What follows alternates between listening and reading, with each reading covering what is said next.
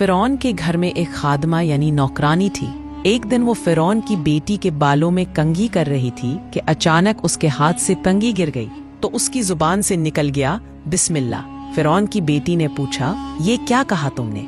खादमा ने जवाब दिया, मेरा और तुम्हारे बाप का रब अल्लाह है। ये सुनकर फिरौन की बेटी ने जाकर सब बात अपने बाप को बता दी। फिरौन गुस्से से आग बबोला हो गया और उसने उस खादमा को दरबार में बुलाया।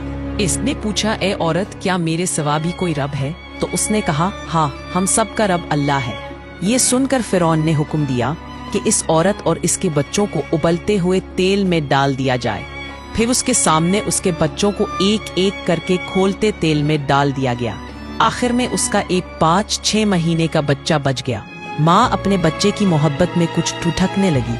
तभी अल्लाह के हुक्म से वो बच्चा बोल उठा, अम्मी जान, बेखौफ होकर इसमें कूद जाओ।